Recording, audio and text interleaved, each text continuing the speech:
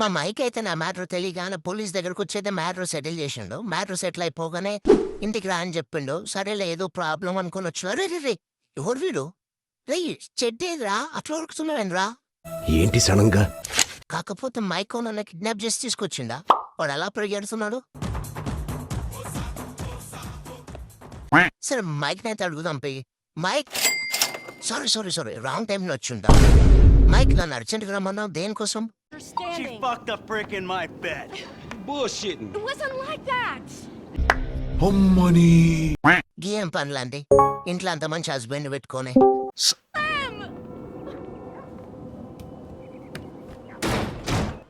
మీకు almost scene అయితే అర్థమయ్యే ఉంటది. మైక్ వాళ్ళ వైఫ్ వేరే ఎఫ్ఐఆర్ అయితే పెట్టుకుంది. మైక్ రెడ్ హ్యాండెడ్ గా దొరికింది.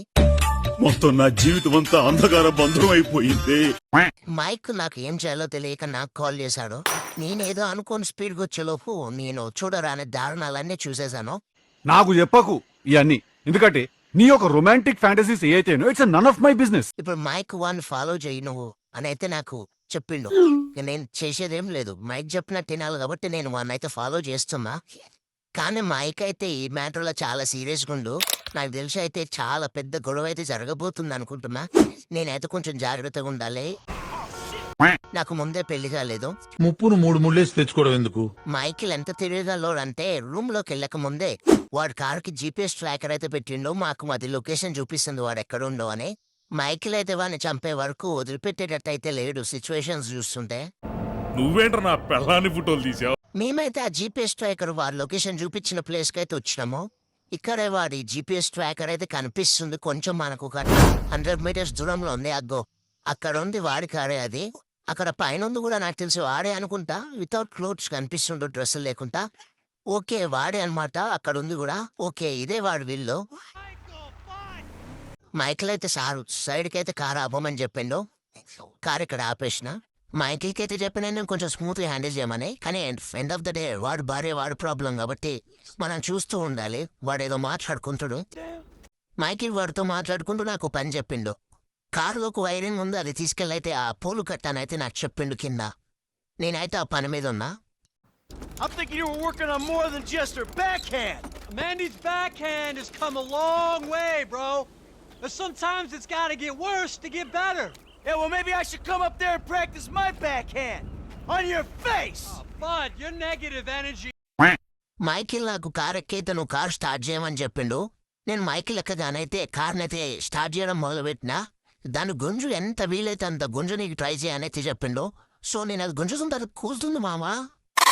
కానీ ఇంత కారు తోటి అంత పెద్ద వీళ్ళ అసలు ఎలా అనే నాకు చాలా టెన్షన్ అనిపించింది. అది నా మీద పడుతుందని భయం వేసింది. కానీ మైకిల్ మాత్రం కొంచెం కూడా తగ్గుతలేడు. Nice, dog! Come on, man, do it to him! Oh, fuck!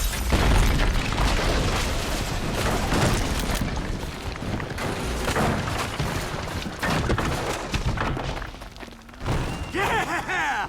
Fuck, come on! Fuck, man, fuck! ఇలా ఉన్నావేంట్రా నువ్వు?